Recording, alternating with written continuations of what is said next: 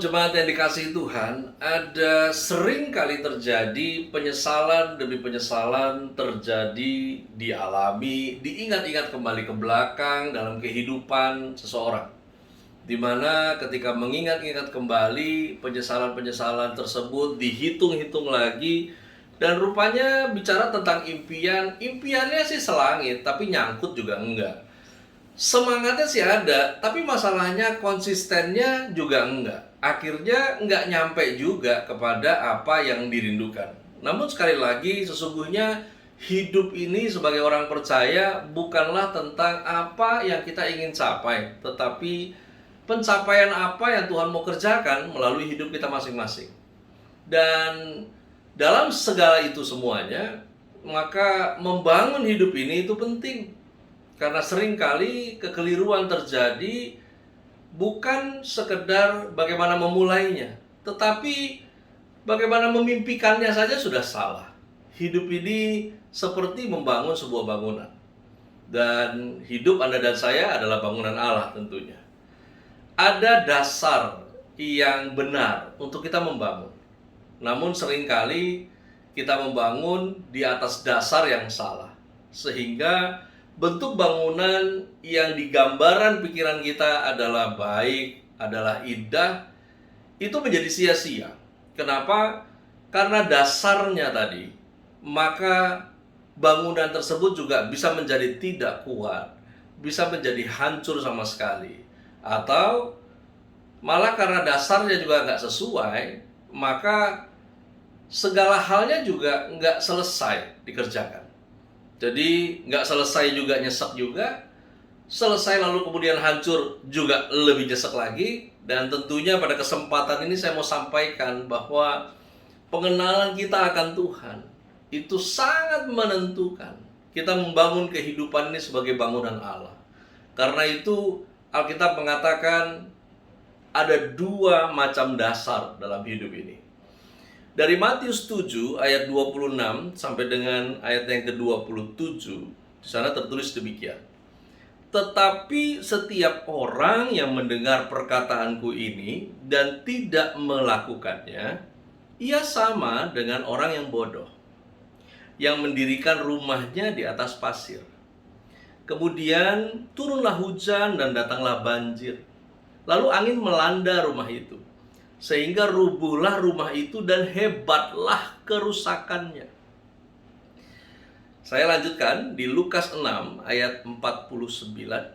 Akan tetapi barang siapa mendengar perkataanku tetapi tidak melakukannya, ia sama dengan seorang yang mendirikan rumah di atas tanah tanpa dasar.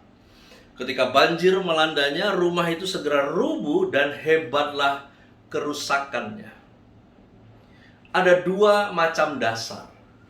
Dan dua macam dasar ini akhirnya juga menjadikan dua macam orang. Ada yang bijaksana, ada yang Alkitab sebut sebagai orang bodoh. Nah, Matius 7 ayat 26 sampai 27, Lukas 6 ayat 49, kita mulai dulu tentang yang seperti apa yang modelnya orang bodoh. Kiranya dijauhkan ini daripadamu, daripadaku. Tapi boleh juga, harusnya kita cross check diri kita masing-masing. Jangan-jangan kita lagi masuk di area orang bodoh nih. Di mana di Alkitab mengatakan bahwa dua macam dasar. Yang pertama adalah mereka yang mendirikan rumahnya di atas pasir. Lalu kemudian mendirikan rumahnya di atas tanah tanpa dasar. Oleh karena itu, seperti apa modelnya orang bodoh? Tertulis di sini, orang bodoh itu berseru kepada Tuhan, tapi tidak melakukan yang Tuhan katakan. Wow, bayangkan, ini bukan nggak kenal Tuhan, ya. Tapi belum sampai kepada pengertian-pengertian dari Allah yang dia kenal. Karena memang dari awal orang-orang yang model begini tendensinya adalah suka memanggil saja, berseru, bersorak buat Tuhan. Seolah-olah kalau dia muji-muji Tuhan dengan semangat, Tuhan itu seperti petinju yang disemangati, lalu kemudian kemenangannya dia kasih ke kita begitu aja, ya. Gini loh, berseru pada Tuhan tapi tidak melakukan apa yang Tuhan katakan. Ini modelnya sama seperti orang yang berdoa tapi nggak suka dengan jawaban Tuhan. Saya percaya Tuhan yang Anda dan saya sembah adalah Tuhan penjawab doa. Masalahnya, kita ini suka nggak dengan jawabannya? Karena sesungguhnya ketika masih ada kesempatan untuk berseru, maka di sana Tuhan mendengar. Dan ketika Tuhan mendengar, Dia akan menjawab. Perhatikan, Dia Allah yang bukan sekedar penuh dengan empati, tapi Dia juga Tuhan yang bertindak buat Anda dan saya. Karena itu, tidak hanya dengan jawaban, ya atau tidak, kanan atau kiri, tetapi juga Allah bekerja dalam segala sesuatu untuk mendatangkan kebaikan. Namun, ini yang seringkali terjadi. Kita bersikap bodoh dengan jalan berdoa, menaruh harap pada harapan kita, bukan menaruh harap pada sumber pengharapan. Lalu kemudian orang bodoh itu yang berseru kepada Tuhan tapi tidak melakukan apa yang Tuhan katakan adalah cenderung membawa Tuhan, bukan membawanya kepada Tuhan. Perhatikan, ini dua hal yang berbeda. Membawa Tuhan, bukan membawanya kepada Tuhan. Saudara, kita bukan membawa Tuhan masuk dalam hidup kita. Kita yang mesti bawa hidup kita masuk kepada Tuhan. Karena itu jangan bodoh. Karena orang bodoh dikatakan mendengar perkataanku tetapi tidak melakukannya. Orang bodoh itu bukan gak suka belajar loh. Orang-orang bodoh ini juga di Alkitab dikatakan mempelajari Tuhan tapi tanpa mengenalnya, tanpa mau mengerti Tuhan. Pokoknya belajar, mempelajari. Penuhlah dia dengan direktori tentang Tuhan yang sampai akhirnya tetap bodoh juga. Karena memang bukan dia tahu untuk dia menjadi mengerti dan mengejar, memenuhi apa yang Tuhan inginkan. Tetapi memang sekedar pengen tahu. Lalu kemudian mempelajari kebenaran untuk mencari pembenaran. Wah, ini gak kelar-kelar bodohnya. Ya. Saudaraku, Alkitab baik untuk kita semua. Alkitab itu sempurna, benar tanpa salah sedikit pun. Karena itu jangan bodoh.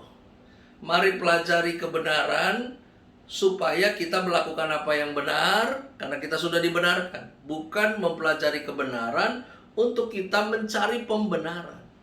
Ini yang kita bilang, ini orang bodoh.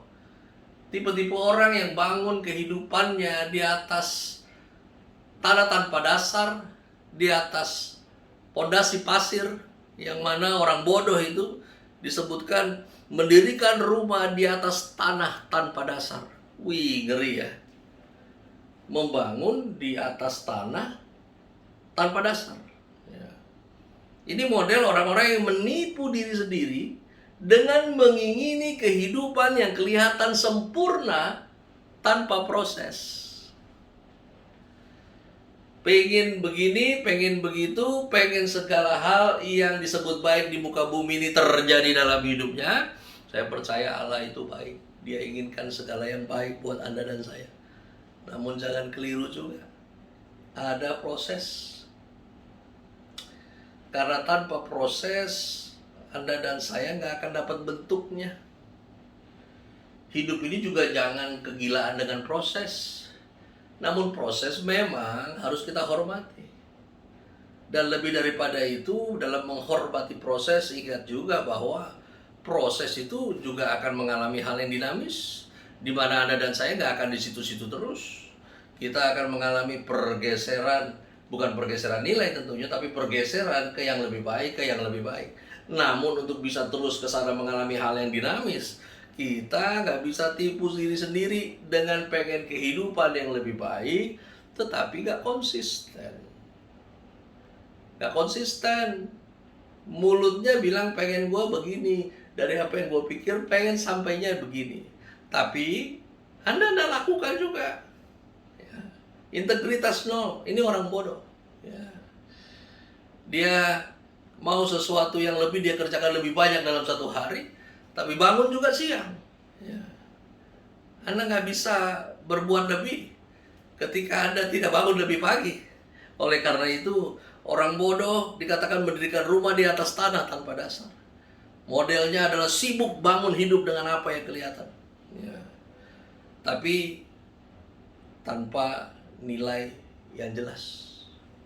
Seperti inilah yang membangun rumah di atas pasir. Ya. Sibuk bangun apa yang kelihatan. Tapi nilainya nggak jelas. Saudara, orang yang paling tersesat di muka bumi ini adalah orang-orang yang dia sendiri nggak tahu mau dia apa. Celaka loh orang hidup begitu. Ditanya mau lo apa? Nah itu dia masalah gue. Gue nggak tahu dia mau gue apa. Dan model-model begini ini kelihatan manifestasinya emang nggak pernah puas. Nggak pernah puas. Karena memang nggak jelas maunya apa. Makanya hidup itu kejar Tuhan punya mau. Kejar ada dan saya punya mau nggak kelar-kelar. Ya. Nah orang bodoh itu nanti kita akan lihat di orang bijaksana ya. Di si orang bodoh itu diterpa dalam kehidupan ini cukup 3 sesi. Tapi kalau orang bijaksana dihantam 4 sesi aja, serangan dalam hidupnya nggak roboh. Dikatakan ada hujan, ada banjir, ada angin melanda. Ya. Hanya sedikit saja mengalami pergumulan, kemudian murtad. Itu orang bodoh. Ya. Baru dia hadapi banjir, baru hadapi hujan, baru hadapi angin, udah murtad, berhenti untuk mempercayai Tuhan. Mulai toleh kanan, mulai toleh kiri, mulai cari jalan keluarnya yang lain. Ya. Hormati proses. Kita jangan mau jadi bodoh. Orang yang bodoh itu dia akan rubuh apa yang dia bangun. Orang bodoh bangun apapun pasti akan rubuh, itu kata Alkitab. Orang bodoh itu akan mengalami kerusakan yang tidak biasa. Alkitab mengatakan hebatlah kerusakannya. Ya. Waduh, bukan hebatlah apa-apanya, ini hebatlah kerusakannya. Jemaat Tuhan, tanpa dasar yang benar, pekerjaan yang kita bangun, pelayanan yang kita abdikan, pernikahan rumah tangga yang kita bangun, pertemanan yang kita bangun, apapun yang dibangun dalam hidup, tanpa dasar yang benar, hanya akan berujung kehancuran dan kesia-siaan. Dan itu bukan yang Tuhan mau terjadi dalam hidup Anda dan saya. Oleh karena itu mari pada kesempatan ini katakan pada diri sendiri, jangan bodoh. Jangan bodoh. Ya. Kalau ada di sebelahmu, ingatkan jangan bodoh, ya, jangan bodoh. Lalu kemudian bijaksana. Kan tadi saya sampaikan 2 macam dasar. Ya. Yang pertama orang bodoh. Yang berikut ini adalah yang bijaksana. Ya, saya nggak mau sampaikan yang bijaksana dulu, baru sampai ini yang bodoh. Karena nanti yang kita ingat yang bodohnya. Ya, makanya saya sampaikan yang bodoh dulu supaya kita ingat yang bijaksananya. Matius 7 ayat 24 sampai 25. Setiap orang yang mendengar perkataanku ini dan melakukannya, ia sama dengan orang yang bijaksana, yang mendirikan rumahnya di atas batu. Kemudian turunlah hujan dan datanglah banjir. Lalu angin melanda rumah itu, tetapi rumah itu tidak rubuh, sebab didirikan di atas batu. Saya lanjutkan. Lukas 6 ayat 47 sampai 48. Setiap orang yang datang kepadaku dan mendengarkan perkataanku serta melakukannya, aku akan menyatakan kepadamu dengan siapa ia dapat disamakan. Ia sama dengan seorang yang mendirikan rumah.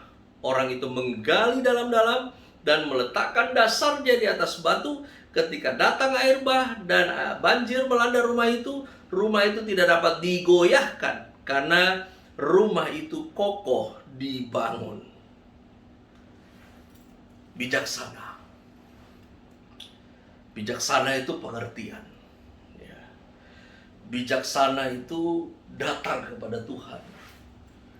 Bijaksana itu mendengarkan perkataan Tuhan.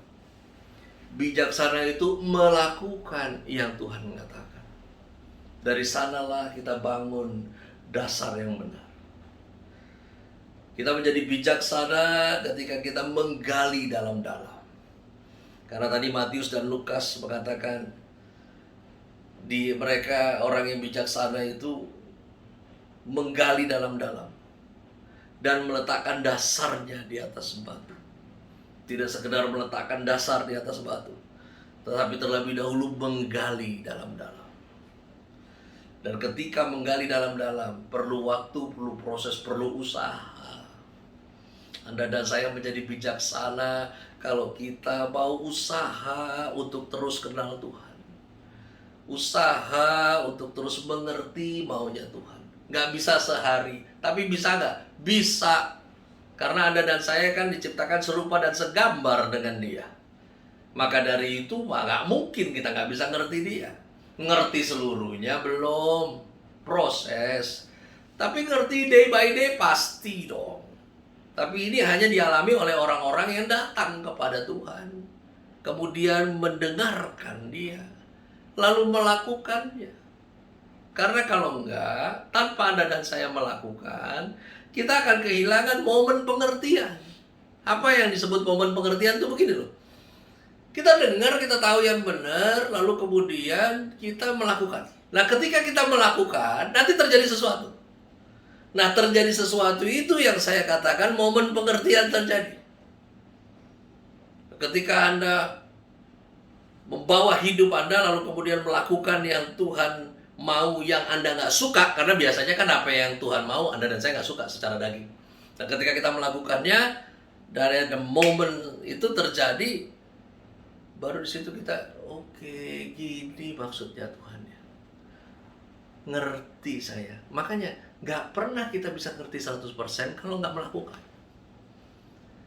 Kalau cuma tahu, Anda belum sampai ngerti. Ngerti itu ketika kita melakukan, lalu kemudian terjadilah. Ya, chemistry ilahi itu terjadi. Dan baru kita bisa bilang, oke, saya ngerti. Ini dia yang Tuhan mau rupanya. Dan ini yang saya terima dari apa yang saya lakukan, yang Tuhan perintah. Cuma Tuhan, orang-orang bijaksana itu nggak ngalami 3 terpaan, tapi 4 terpaan yang kita bilang. Tadi dikatakan, kalau orang bodoh itu cuma ngalamin hujan saja, banjir, ngalami angin melanda, itu udah murtad. Ya, roboh apa yang dia bangun. Ya. Tapi beda dengan orang bijaksana, dihantamnya 4. Hujan, setelah hujan, air bah. Itu catatan di Alkitab ya. Air bah, banjir. Banjir, angin. Waduh. Makanya jangan heran kalau ada yang bilang, ikut Tuhan nggak nyantai ya. Ternyata jadi serius begini ya. Nggak ada lagi yang bilang, makanya kalau sama Tuhan jangan deket-deket banget. Kalau deket-deket banget nanti iblis benci. Nah, kalau iblis benci, lu habis lu. Saudara, nggak ada rumusnya tuh. Ya. Anda mau deket sama Tuhan tuh nempel, melekat yang benar. Ya. Emang dari sononya iblis akan coba upaya supaya kemenangan yang Anda dan saya sudah terima dalam Kristus Yesus itu terlepas dari hidup kita. Jangan biarkan itu terjadi. Ya. Karena itu, mari gali dalam-dalam. Letakkan dasar di atas batu karang yang teguh. Di atas batu penjuru yaitu Yesus Kristus Tuhan. Sehingga Anda dan saya bisa hidup dengan nilai-nilai yang benar. Membangun pekerjaan dengan nilai yang benar. Membangun pelayanan kita dengan nilai yang benar. Gak semua orang masuk di pelayanan bangun nilai yang benar. Kalau Anda melayani, ya, apalagi gue paling enak nih saya ngeliat orang-orang yang diberi kesempatan melayani yang macam-macam lah gayanya. Aduh saya belum bisa, ada ya. Ada lagi yang dia giat melayani, tapi sampai satu hari dia ada bergesekan dengan seseorang, lalu kemudian mulai mundur. Dengar nih, kalau nilai dasar pelayanan Anda benar, pelayanan yang kamu bangun itu dasarnya benar, perasaan kamu dan saya nggak penting.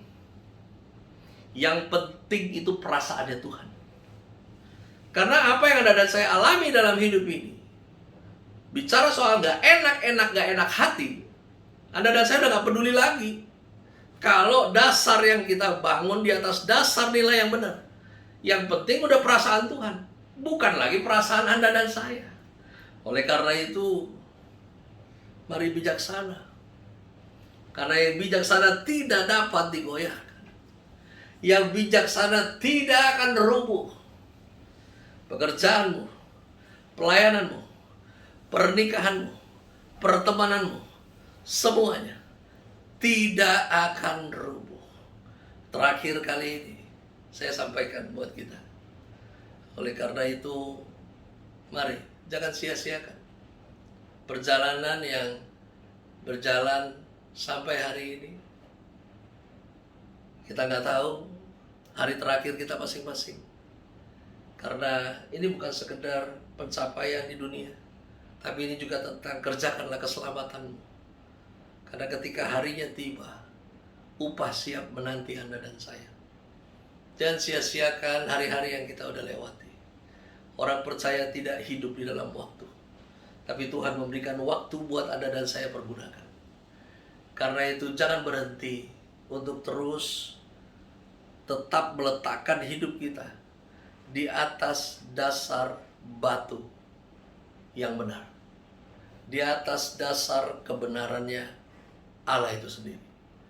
Sehingga apapun yang menerpa, karena hari-hari besok tidak ada yang bisa prediksi. Hari-hari besok Allah tetap berdaulat. Tuhan Yesus memberkati. Puji Tuhan, kita sudah mendengarkan firman Tuhan. Kiranya firman Tuhan boleh menjadi kekuatan dalam hidup kita, rema dalam hidup kita. Amin. Saya akan membacakan pengumuman.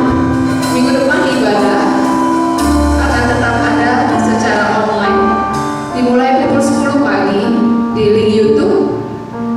Hamba Tuhan yang akan melayani adalah Bapak Insinyur Sunardi Rusli. Mari saudara, kita mau tutup ibadah kita menaikkan satu pujian lagi kepada Tuhan. Tinggikan dirimu mengatasi seluruh langit.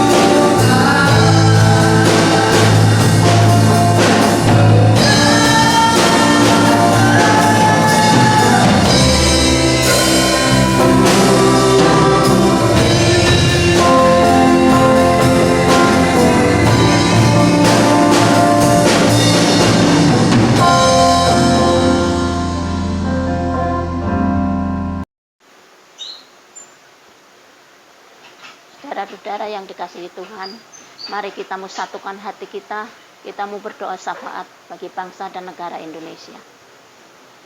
Bapa kami yang ada di dalam surga, kembali Tuhan kami datang menghadap kehadirat-Mu. Kami mengucap syukur atas anugerah dan kemurahan-Mu. Sepanjang hari hingga pagi hari ini, sepanjang malam hingga pagi hari ini, Tuhan pimpin kami, Tuhan lindungi kami, Tuhan berkati kami. Saatnya Tuhan kami mau masuk dalam doa syafaat bagi bangsa dan negara Indonesia. Tuhan, saya percaya Tuhan memberkati bangsa kami, Tuhan memberkati negeri kami.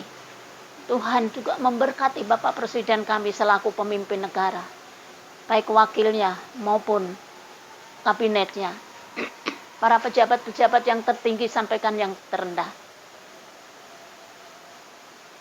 dari pusat hingga daerah-daerah.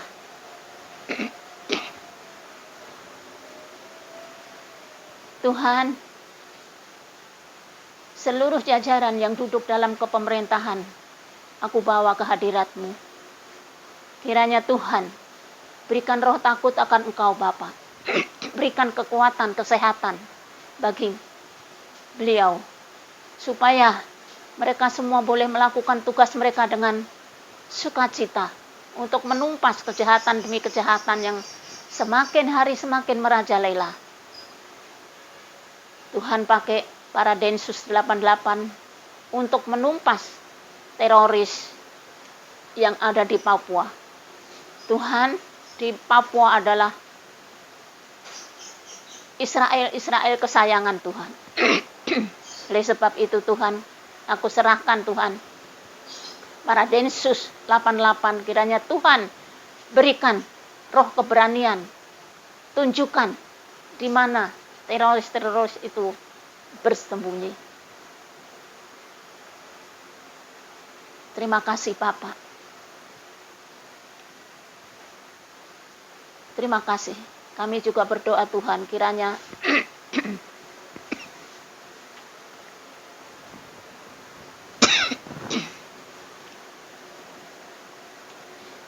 Tuhan memberikan pada bangsa kami keamanan, tentram, damai. Pulihkan keadaan Indonesia, pulihkan perekonomian. Tuhan mengasihi Indonesia. Terima kasih Bapak. Masalah demi masalah yang dihadapi pemerintahan kami silih berganti.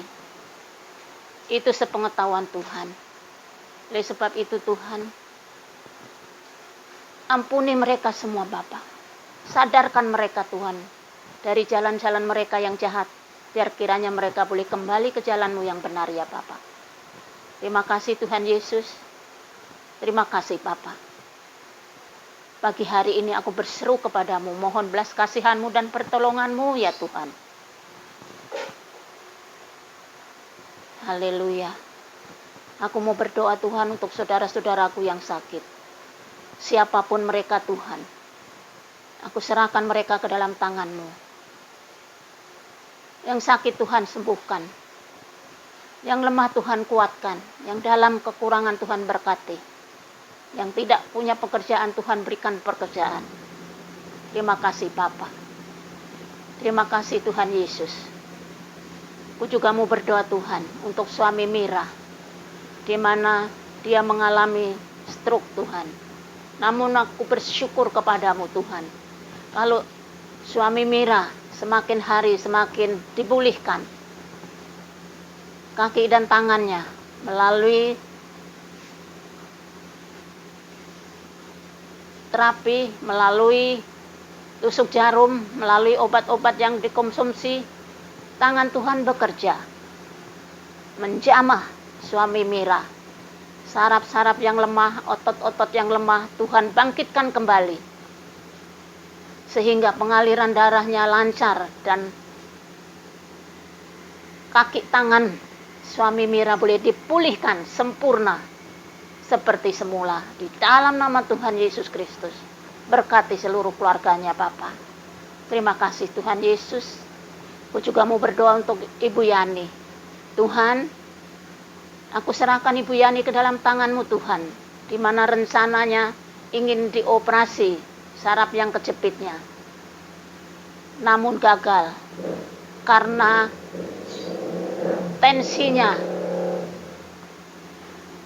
terlalu tinggi. Tuhan, kiranya jika Tuhan izinkan untuk dioperasi, biarlah Tuhan berikan ketenangan buat Ibu Yani. Siapkan tempat dan kamar yang siap untuk dipakai. Saya percaya Tuhan menyediakan dokter untuk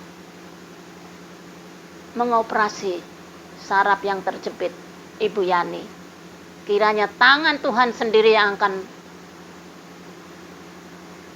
mengoperasinya melalui dokter. Terima kasih Tuhan. Namun jika Tuhan tidak izinkan untuk saraf yang terjepit dioperasi, Tuhan tolong Bapak, jamah Tuhan, supaya saraf yang kejepit boleh sembuh, basuh dengan darah anak domba Allah, sehingga oleh bilur-bilurmu sembuh.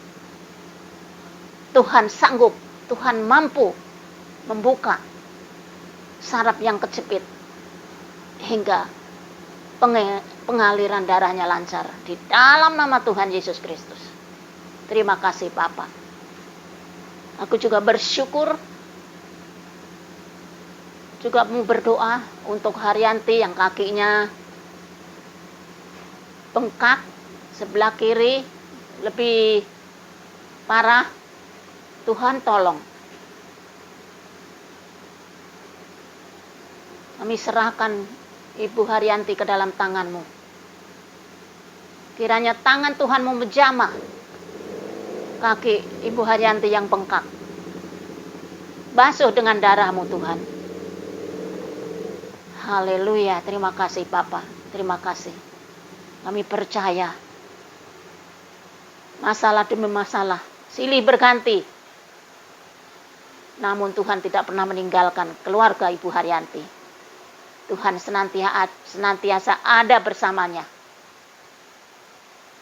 Amin, haleluya. Terima kasih Bapak. Aku juga boleh bersyukur kepadamu Tuhan, kalau kami mendengar di mana saudara-saudara kami yang sakit yang sudah dipulihkan, yaitu Ibu Maria, Dedek suami Lulu, Pak Diki, Pak Kristanto, semuanya Tuhan pulihkan. Sempurnakan Tuhan kesehatan mereka di dalam nama Tuhan Yesus Kristus. Terima kasih Bapak, terima kasih.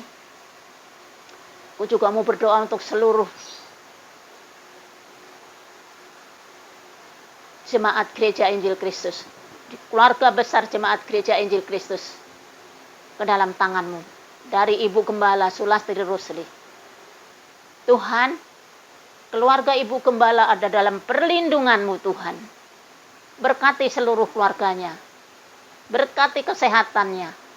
Baik jasmani maupun rohaninya Tuhan. Tambahkan Tuhan iman percayanya. Di hari usianya yang sudah tidak muda lagi. Tuhan masih pakai Ibu Gembala untuk menjadi penyambung lidah Tuhan. Terima kasih Bapak. Terima kasih Tuhan Yesus. Aku juga mau berdoa untuk Bapak Sunardi Rusli selaku penasehat jemaat Gereja Injil Kristus. Biar kiranya Tuhan berikan roh hikmat akal budi Tuhan.